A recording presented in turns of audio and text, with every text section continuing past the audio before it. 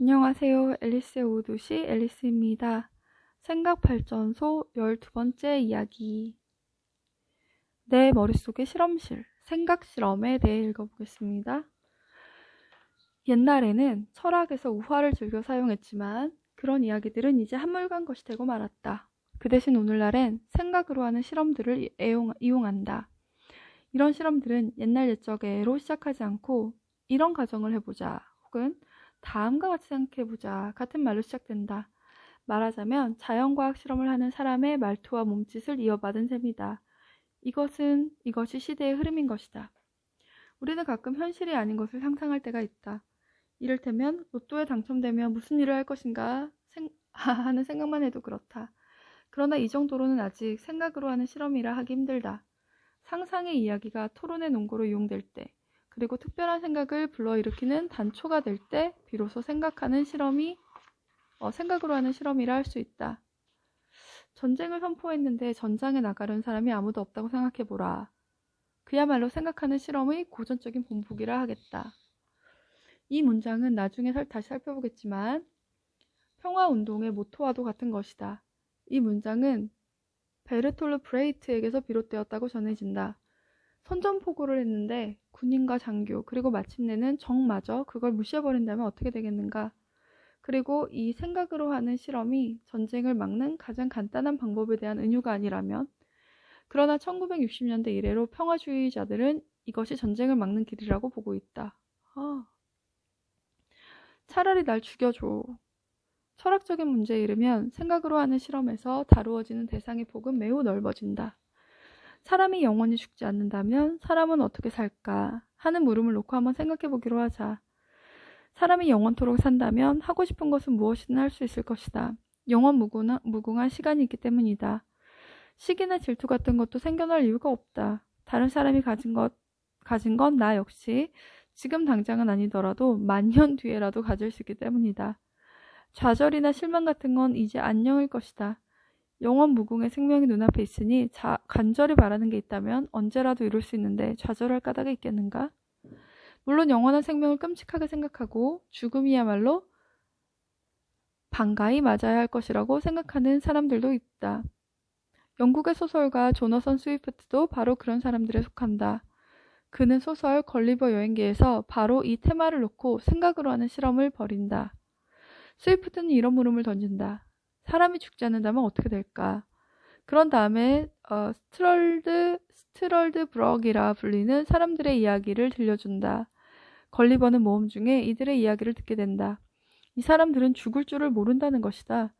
죽을 수밖에 없는 보통 사람들 사이에 섞여 태어나지만 왼쪽 눈썹 위에는 붉은 점을 통해 그들을 알아볼 수 있다고 한다. 이 붉은 반점은 시간이 흐르면서 색이 달라진다. 이 반점이 있는 사람은 죽지 않는다. 걸리버는 참으로 멋진 일이라고, 태어나는 아이 중에 영생의 기회를 가진 아이가 있다는 게 얼마나 행복하냐고 말한다. 그러면서 걸리버는 자기가 영생불사의 몸이란 사실을 알게 된다면 인생이 얼마나 즐거워질까 하는 상상을 한다. 불사의 몸이라면 그는 전혀 새로운 취미생활을 시작할 수 있을 거라고 상상한다. 전혀 새로운 취미. 그는 당장 천문학에 관심을 갖고 연구할 거라고 말한다. 스스로의 예언이 맞아떨어질지, 혜성이 정말 주기적으로 나타나는지 직접 두 눈으로 확인할 수 있을 만큼 오래 살 수 있으니 얼마나 좋으냐면서 말이다. 그러자 걸리버와 동행하던 사람들이 큰 소리로 웃으며 머리를 내저었다. 그러면서 불사의 상태에 있게 되면 사정이 그와는 다르다고 했다. 그들의 설명에 따르면 30세가 지나면서부터 스트럴드 브럭은 우울하게 살며 시간이 갈수록 노인들에게만 나타나는 특징들이 두드러지게 된다는 것이다. 더구나 스트럴드 브릭은 차츰 감정이 메마르고 친구도 사귈 수 없는 상태로 변해간다. 그들은 모두 죽어가는 사람들을 부러워하는데 죽음은 곧 휴식이라 생각하기 때문이다. 그들의 기억력은 흐려지고 젊어서 배웠던 것에 대해서만 기억할 수 있을 뿐이다. 80세가 지나면 그들은 법적으로 죽은 것으로 선고받게 되고 유산은 후손들이 나누어 갖는다. 90세부터는 머리와 이가 빠지고 100세가 지나면 더 이상 아무 말도 할 수 없게 된다. 이야기할 기회가 없어져 말을 하지 않았기 때문이다. 그렇게 그들은 자기 나라에서 이방인처럼 살아간다. 이 얘기를 들은 걸리버는 어안이 벙벙했다. 그는 영원한 삶을 그런 식으로 생각해 본 적이 없었던 것이다. 이건 영생이라기보다는 무한정 더딘 파멸의 길이 아닌가. 게다가 그것이 모두의 이야기가 아니고 소수 사람들만의 이야기이기 때문에 더욱 슬픈 것이다. 걸리버는 더 이상 영원한 삶을 바라지 않게 되었다. 그러나 그것은 지나치게 성급한 결정인 듯하다. 이런 식으로 이야기할 수도 있을 것이기 때문이다. 좋아, 그렇다 치고 스트럴드 브럭의 영생이 시작되는 시간이 잘못되었어. 영생은 영원한 젊음, 영원한 봄이어야 해. 그러니 나라면 20대의 모습을 유지하며 영생하길 바랄 거야. 바로 그렇다. 이로써 우리는 어느덧 생각으로 하는 실험을 변형시키는 기술에 이르렀다. 하지만 이 기술에 대해서는 나중에 자세히 살펴보기로 하고 우선은 물리학에서 또 다른 본보기를 살펴보자. 돌멩이 자유낙하. 손으로 쥘 수 있는 구체적인 물건들을 다룰 때에도 생각으로 하는 실험은 도움이 된다. 그와 관련된 본보기로 갈릴레오 갈릴레이의 유명한 실험을 들 수 있다. 지금부터 할 이야기는 영생과 죽음에 관한 게 아니라 모든 물건들의 낙하 속도가 본래 똑같은가 하는 보다 실질적인 문제에 관한 것이다. 우리들은 습관적으로 무거운 물체일수록 더 빨리 낙하한다고 생각한다. 부드러운 깃털이 쇠구슬보다 훨씬 더디게 땅에 떨어지지 않는가? 무거운 물체일수록 그만큼 더 빨리 낙하한다는 학설은 그 뿌리가 아리스토텔레스에게 가 닿으며 수백 년 동안 정설로 통했다. 그런데 물리학자이자 자연철학자였던 갈릴레이는 그걸 믿지 않았다. 그래서 그는 이 학설을 뒤집어 엎기 위해 실험을 통한 측정뿐만 아니라 생각으로 하는 실험까지도 고안해냈다. 무게가 다른 두 개의 돌멩이가 낙하하고 있다고 하자 아리스토텔레스에 따르면 가벼운 쪽이 더 더디게 떨어지고 무거운 쪽이 더 빨리 떨어져야만 한다. 그렇다면 그 돌멩이 두 개를 한데 묶어 떨어뜨릴 경우 가벼운 돌멩이가 무거운 돌멩이의 낙하 속도를 더디게 만들어야 한다. 말하자면 전체적으로 낙하 속도가 느려져야만 한다. 그런데 여기에서 모순적인 문제가 불거진다. 그러니까 두 개의 돌멩이는 하나로 묶여진 상태에서 보다 크고 보다 무거운 하나의 돌멩이가 되는 것이니만큼 똑같은 전제에 따르자면 두 개가 따로 떨어져 있는 돌멩이들보다 더 빨리 낙하해야만 한다. 말하자면 아리스토텔레스의 학설은 생각으로 하는 실험만으로도 모순에 부딪히게 되는 것이다. 이 생각으로 하는 실험은 오늘날까지도 물리학자들 사이에서 고전적인 실험으로 통한다. 그러나 이를테면 낙하산 같은 보다 적절한 본보기를 통하면 아리스토텔레스의 입장을 훨씬 더 강화시킬 수도 있다는 사실은 고려되지 않은 게 보통이다. 알지 못함의 베일. 존 롤즈 얘기네요. 저 이거 되게 알고 싶었습니다. 읽어볼게요.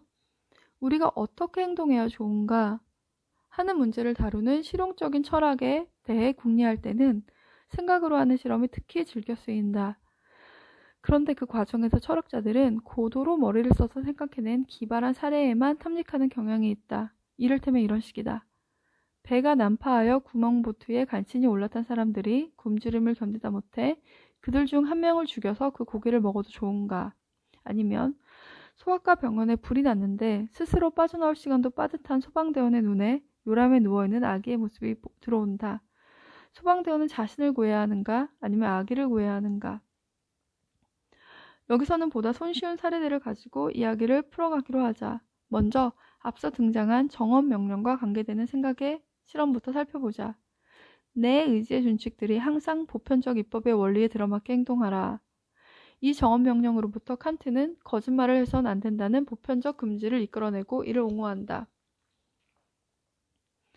그런데 이에 배치되는 생각의 실험이 있다. 문학 속에서 여러 차례 등장했던 것인데 칸트 자신도 약화된 버전이긴 하지만 이미 토론 주제로 삼은 바 있다.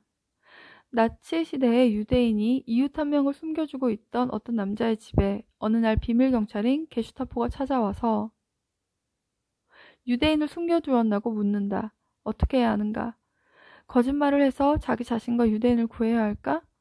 아니면 언제나 진리만을 이야기해야 한다는 정엄 명령을 따라 사실을 말해야 할까? 생각으로 하는 실험을 다루는 대부분의 사람들은 결국 이런 상황에서 거짓말을 하는 쪽이 더 도덕적이라고 생각했다. 원칙적으로는 철저하게 진실만을 이야기하는 사람 쪽이 오히려 도덕적이지 못하다는 것이다. 이런 보기들이 아니더라도 언제나 옳은 도덕적 원칙이란 게 과연 존재할 수 있는지 따져볼 수 있을 것이다. 어쨌든 생각으로 하는 실험이라는 게 기껏 5 혹은 6개 정도의 문장으로 이루어질 뿐이지만 유명한 학설이나 이론을 뿌리째 뒤흔들 수 있는 것은 분명하다. 그런데 실용적인 철학에서도 어느덧 생각으로 하는 실험이 눈에 띄게 복잡해졌다. 1970년대와 80년대에 널리 유행했던 생각의 실험이 하나 있다. 알지 못함의 베일이라는 멋진 제목을 달고 있는 실험이다. 미국의 철학자 존 롤스는 이 실험을 통해 정의로운 사회는 어떤 원칙의 바탕을 두고 세워져야 하는지 밝혀내고자 했다. 이를 위해 그는 바르고 정의로운 사회 상태를 합의하여 만들어낼 사람들의 모임을 상정했다. 여기까지만 놓고 본다면 특별한 점이 없어 보인다. 그런데 롤스는 이른바 선천적 시각장애인에 비유될 만큼 때가 타지 않은 사람들이어야만 한다는 색다른 전제 조건을 내세웠다. 자신의 사적 재산, 유산, 교육, 재능 등에 대해 아무것도 아는 게 없는 사람들이 모여서 헌법을 제정해야 한다는 것이다. 그런 보기 드문 안전장치를 통해 이 사람들이 자기 자신의 이익이나 소수의 이익에 도움이 되는 결정이 아니라 정말로 정의로운 사회 질서에 대한 합의에 이르는 걸 보장하자는 생각이었다. 롤스에 따르면 이 허구의 모임은 다음과 같은 기본 원칙들을 바탕으로 합의를 이끌어내게 된다. 1. 누구에게나 평등한 기본적 자유의 바탕을 둔 가장 포괄적 체계를 요구할 수 있는 권리가 주어져야 한다. 그런데 다른 모든 사람들을 위한 권리 체계 역시 마찬가지 조건이어야 하며 서로 갈등 없이 어우러져야 한다. 2. 여러 가지 사회적 불평등과 경제적 불평등은 다음 2가지 경우에만 허용되어야 한다. A. 그 불평등이 개개인의 이익에 보탬이 된다. B. 누구에게나 열려있는 재반 지위 및 공직과 결부되어 있다. 이 기본 원칙들이 깊이 생각해볼 만한 것이라는 데에는 의심의 여지가 없다. 그럼에도 롤스의 이러한 발상은 논쟁의 불씨를 당겼다. 공동체의 정의로운 헌법을 놓고 토론함에 있어서 생각으로 하는 실험이란 게 과연 바른 길인가? 도덕적 규칙이라면 사람들 사이에 자리 잡고 있는 문화를 바탕으로 구체적으로 합의되어야 하는 게 아닌가? 그렇지 않고서야 어떻게 구속력을 가질 수 있단 말인가? 공리주의자들 사이에서 이와 같은 반박들이 제기되었다. 존 롤스와 공리주의자들 사이에 벌어진 논쟁은 오늘날에도 계속되고 있다. 구체적으로 따져보기. 학술 서적들에 담겨있는 생각으로 하는 실험에는 묘한 매력이 있다. 보통 학술 서적들의 경우 추론해내고 구분하고 조합을 하는 데서 그치는데 생각으로 하는 실험이 도입될 경우엔 이야기를 하기 때문이다. 그러니만큼 비판적인 자세를 가지고 생각으로 하는 실험을 대하는 것이 중요하다. 이 단락을 시작할 때 들었던 다음 보기로 돌아가자. 전쟁을 선포했는데 전장에 나가려는 사람이 아무도 없다고 생각해보라. 이 말은 전 세계적으로 뜻을 모아 참전을 거부한다면 전쟁이 사라지고 평화를 일으킬 수 있으리라는 의도로 평화운동의 모토가 되었다. 설득력 있는 말이다. 이런 말을 어떻게 비판할 수 있단 말인가. 그런데 어떤 말이 어디까지 진리일 수 있는지 검토해보려면 그 생각 실험을 변형시켜보는 것도 좋은 방법이다. 평화주의자들의 적대자들이 그런 방법을 즐겨 쓴다. 그들은 아무도 전장에 나가지 않는다는 유토피아 같은 경우를 전쟁에 미친 소수의 사람들이 그래도 전장에 나가는 현실적인 경우로 바꿔 생각하기만 하면 전체 발상이 뒤흔들리고 만다는 사실을 지적한다. 그러면서 대량 살상 무기가 판을 치는 시대에는 몇몇 소수의 사람들이 얼마든지 모든 사람에게 피해를 입힐 수 있다고 주장한다. 테러를 생각해보면 몇 안 되는 사람으로도 전쟁을 일으킬 수 있다는 말이 설득력을 가진다. 말하자면 생각으로 하는 실험을 약간만 뒤틀어도 벌써 직접적인 문제가 드러나면서 그 약점이 노출되는 것이다. 그 밖에 브레이트가 저 말을 처음 했을 때 전쟁을 기피해야 한다는 의도가 아니었음을 증명해 볼 수도 있다. 오히려 브레이트는 전쟁을 기피하는 것에 대해 결코 좋게 생각하지 않았다. 저 유명한 문장이 애초의 맥락에서 어떤 뜻을 가지고 있었는지 살펴보자. 저 문장은 1960년대 익명의 발행자가 불법으로 복제하여 시장에 내놓은 브레이트 작품집에 들어있다. 그 원래의 텍스트는 다음과 같이 전개된다. 생각해보라. 전쟁인데 아무도 전장에 나가지 않는다면 그럼 전쟁은 너에게로 온다. 전쟁이 시작되었는데 집에 남아서 다른 이들로 하여금 자기를 위해 싸우게 하는 사람, 그 사람은 각오해야만 하리. 전쟁에 참여하지 않은 자, 패배에 참여하게 될지니 하물며 전쟁을 피하려는 자도 전쟁을 피하지는 못하리니 스스로를 위해 싸우지 않는 자, 적을 위해 싸우는 꼴이 될지니. 보다시피 여기서 비난하고 있는 것은 전쟁에 나가는 사람들이 아니라 집에 머물러 있는 사람들이다. 이 경우 생각으로 하는 실험은 평화로운 버전으로 마무리되는 게 아니라 의기소침하게 만드는 경고로 마감된다. 이쯤에서 죽지 않는 영원한 생명의 이야기를 돌이켜보자. 그렇지만 이번에는 무한정 더딘 파멸의 과정으로서가 아니라 똑같은 것이 영원히 되풀이되는 것으로서의 영생이다. 이 경우엔 사람이 죽기는 하지만 일정한 시간이 지나면 반드시 되돌아온다. 언젠가는 다시 태어나며 자라며 일하고 살아가다 다시 죽는다. 그리고 또 다시 태어나서 자라고 살다가 죽고 그렇게 계속해서 되풀이되는 것이다. 좀 엉뚱한 발상으로 보일지는 모르겠다. 동양 불교의 윤회라는 개념인데 서양에서는 프리드리히 니체에 의해 널리 알려지게 되었다. 똑같은 것이 영원히 되돌아온다는 게 그저 헛된 망상이 아니라 증명될 수 있다는 것이란 생각도 니체에게서 비롯되었다. 여기서 소개하려는 것은 바로 그 생각의 결정적인 부분으로 1888년 봄에 처음 소개된 바 있다. 인용. 이 세상이 일정한 크기의 힘과 일정한 수의 힘의 중심이라고 생각한다면 존재의 거대한 주사위 놀이 속에서 계산 가능한 수의 조합들을 계속 되풀이하는 수밖에 없다. 무한의 시간 속에서 가능한 모든 경우의 조합이 빠짐없이 한 번씩은 나타나게 될 것이고 더 나아가 무한히 여러 차례 나타날 것이다. 그리고 각각의 조합과 다음번에 그것이 다시 되돌아오는 것 사이에는 생각할 수 없을 정도로 많은 조합들이 일어날 수밖에 없고 또 그 각각의 조합이다. 그 각각의 조합마다 전체 조합들이 일어나는 순서에 있어서 똑같은 조건만큼 절대적으로 동일한 순서의 순환이 입증될 수 있을 것이다. 니체는 이 생각을 일러 가장 위대한 중력이라고 하면서 그것이 도덕적으로도 중요한 가치를 갖는다고 보았다. 그러니까 무슨 일을 하든 자신이 하는 일에 대해 스스로 이렇게 물어야만 한다는 것이다. 이 일을 한 번 더 해볼까? 그리고 무한히 여러 번? 그럴 경우 이 테스트를 통과할 수 있는 게 그리 많지 않으리란 건 불보듯 뻔하다. 이상이 니체의 이른바 영겁 회기설이다.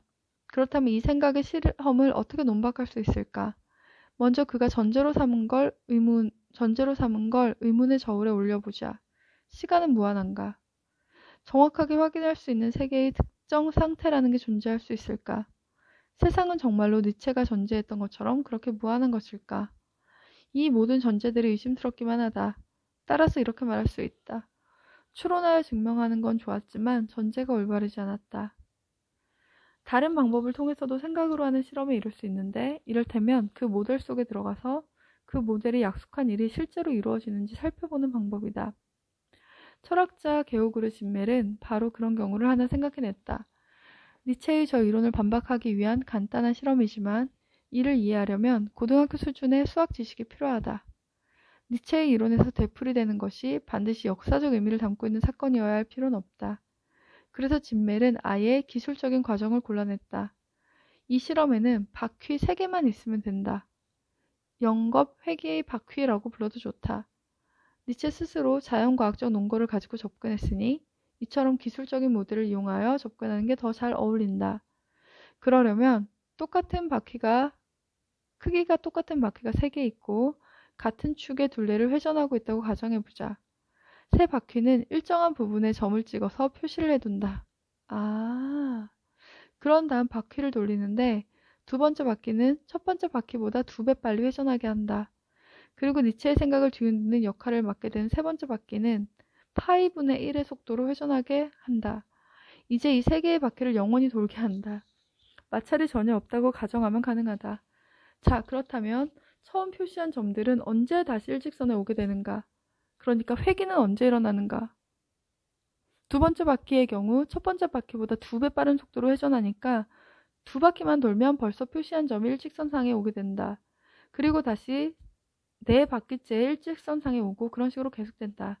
말하자면 똑같은 것의 되풀이가 보장된 셈이다. 니체의 승리가 아닌가? 그런데 세 번째 바퀴가 속을 썩인다. 이 바퀴 회전 속도가 얼마였는지 한번 더 확인해보자. 그렇다.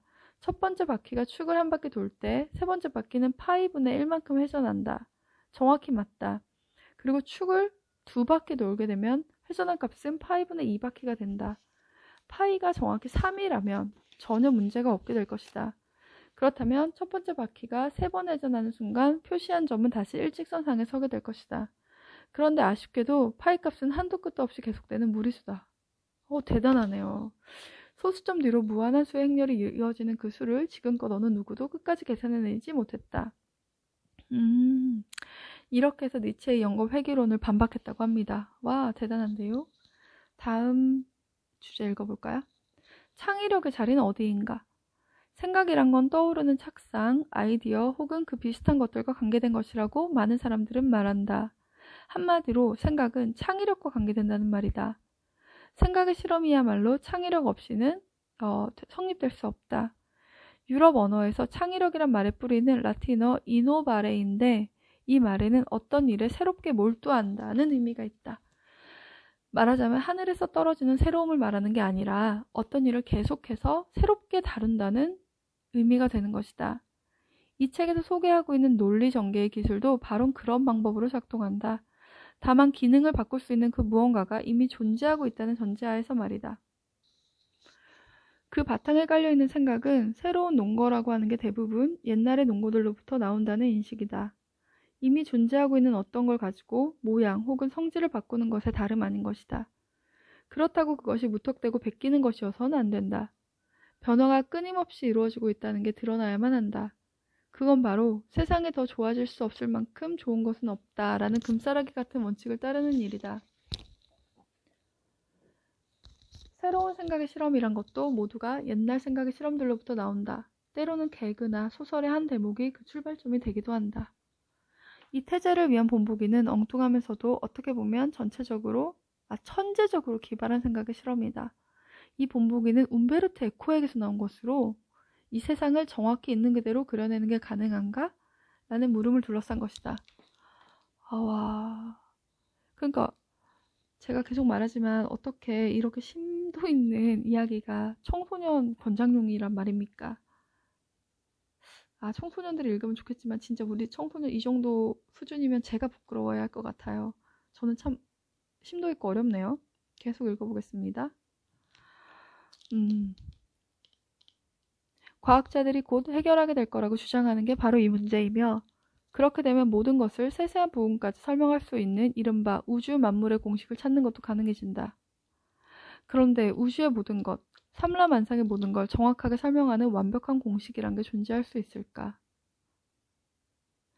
결론부터 얘기하자면 그것은 불가능하다. 움베르토 에코의 생각의 실험이 그 사실을 입증한다.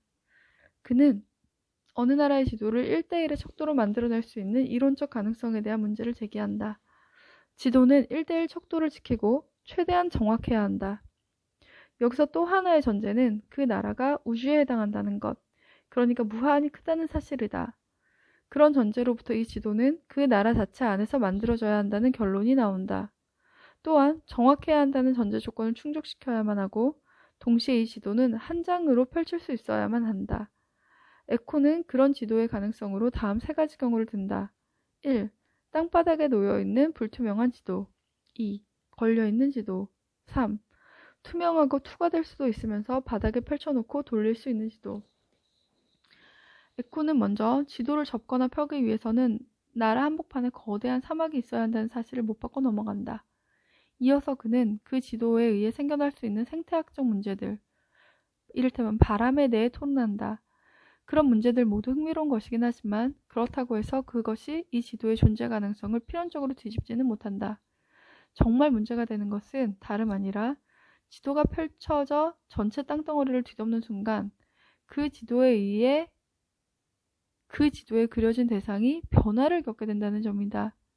지도에 그려진 나라는 이제 그 지도로 말미암아 전체가 지도로 덮인 땅덩어리라는 특징을 띠게 되는 것이다. 그런데 바로 그런 상태를 정작 그 지도는 반영하지 못한다. 그 전체 땅덩어리를 그 위에 놓여있거나 걸려있는 지도와 함께 그리는 두 번째 지도가 있다면 몰라도 말이다. 그러면 처음부터 문제가 다시 시작되어 끝도 없는 순환으로 이어질 수밖에 없다. 따라서 에코는 결국 다음과 같은 결론에 도달한다. 1. 1대1의 척도 지도는 그 대상인 영토를 언제나 부정확하게 반영할 수밖에 없다. 2. 그 지도를 만들어서 펼치는 바로 그 순간의 그 나라 모습은 나타낼 수 없다. 이 생각의 실험은 여기까지다. 언제나 보편적이면서 동시에 완벽한 지식에 도달할 수 있으리라는 낙관주의에 찬물을 끼얹는 격이 되었다. 만물의 법칙 혹은 우주의 공식이란 건 역시 존재하지 않을 것이다. 그 공식 자체마저 그 공식 자체 안에 담고 있어야 하기 때문이다. 그러면 우리가 처음 출발했던 그 문제로 돌아가 보자. 어떻게 하면 생각의 실험에 이를 수 있는가? 상상력과 재능을 통해? 창의력을 통해? 아니다. 그보다는 어느 지점, 어느 부분에선가 자극을 받는 과정을 통해 이룰 수 있다. 이런 식으로 표현할 수도 있을 것이다. 남의 것을 훔치는 가운데 생각의 실험에 이룰 수 있다고. 많은 사람들이 그렇듯이 에코가 위에서 설명한 본보기도 아르헨티나의 작가 호르헤 루이스 보르헤스의 이야기에서 얻어온 것이다. 에코는 자신의 베스트셀러 소설 장미의 이름에서 보르헤스를 모델로 책을 수호하는 장님 수도사 호르헤 드 부르고스란 인물을 만들어내기도 했다. 바로 앞에서 소개한 지도 이야기는 본래 보르헤스의 최고로 큰 것들의 세계사란 책에 들어있던 내용으로 다음과 같다. 그 나라에서 지도 그리는 기술은 어느덧 완벽의 경지에 다다라 어느 주의 지도는 어느 도시의 면적을 가득 채울 정도고 그 나라의 지도는 한 주의 땅을 가득 메울 정도가 되었다. 시간이 지나면서 이 거대한 지도들조차 만족스럽지 않게 되었다. 그러자 지도 제작을 전문으로 하는 제도학 학자들은 그 나라의 크기와 정확히 일치하는 실물 크기의 지도를 만들어내 한 점 한 점 빠짐없이 모든 걸 그려 넣었다. 그러나 그들의 후손들은 더 이상 지도에 열중하지 않게 되었고 그 엄청나게 큰 지도를 쓸데없는 것으로 치부하여 여름과 겨울의 혹독한 날씨 변화에 그냥 내맡겨두고 말았다. 그 나라 서쪽의 사막에 가면 아직도 그 지도에 잔해가 남아있는데 동물들과 거지들이 집으로 삼고 있다. 이제 그 나라 어디에도 지리학에 관련해서는 아무런 흔적도 찾아볼 수 없다. 에코의 생각의 바탕이 되는 기본 발상이 여기서 비롯되었다는 것은 의심할 여지가 없다. 그렇지만 에코가 그 발상을 그냥 베낀 건 결코 아니다. 그는 이 이야기를 가지고 더 깊이 생각을 이어갔고 이 이야기를 새로운 것으로 탈바꿈시켰다. 물론 보르헤스의 발상이 없었더라면 에코의 멋진 이야기도 없었을 것이다. 그렇다면 보르헤스가 독창적이었고 에코는 그렇지 않았던 것일까? 무엇보다 창의력을 중시하는 사람이라면 이제 이런 말을 할 것이다. 그렇다면 창의력을 발휘한 사람은 바로 캐럴이었군. 나머지 두 사람은 그저 그의 작품을 베낀 것에 지나지 않아. 그러나 캐럴 역시 그 생각을 어디선가 읽었을 가능성도 얼마든지 있다. 그리고 보르헤스와 에코가 창의적이지 못하다는 주장은 틀린 것이다. 각자 그 나름대로 무언가를 보탰기 때문이다. 말하자면 이 이야기는 영국, 캐럴이 살던 곳에서 아르헨티나, 보르헤스가 글을 쓴 곳으로 갔다가 거기서 다시 이탈리아의 움베르토 에코에게로 왔다고 할 수 있다. 그리고 그렇게 세계를 여행하는 동안 이야기는 더 길어지고 더 자세해졌으며 모르긴 해도 더 나아졌다. 3명의 작가들이 그 이야기를 가지고 작업했고 그러느라고 거의 100년의 세월이 걸렸다. 맨 처음 독창적으로 만들어냈다는 착상들도 거의 대부분은 독창적이지 않다. 그보다는 이미 존재하고 있던 생각들을 설득력 있게 고쳐놓은 것이라고 해야 옳다. 그 과정에서 오해가 중요한 역할을 하기도 한다. 앞서 살펴본 브레이트의 전쟁 반대시가 바로 그런 경우다. 어떤 생각을 독창적이라고 할 때 그 의미는 다만 그의 앞선 모범들이 잊혀져 버렸다는 것에 지나지 않는 경우가 많다.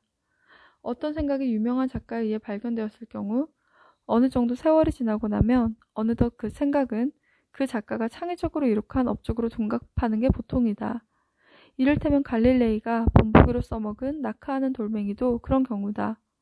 그 뒤에 작가들이 그 생각이 중세 때부터 알려져 있었다는 사실을 잊고 말았기 때문이다. 그걸 글로 남긴 갈릴레이가 처음 착안해낸 사람으로 알려지게 된 것이다.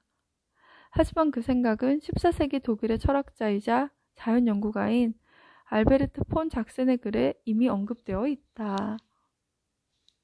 생각발전소 12번째 이야기 내 머릿속의 실험실 생각실험과 창의력에 관한 이야기를 읽어보았습니다.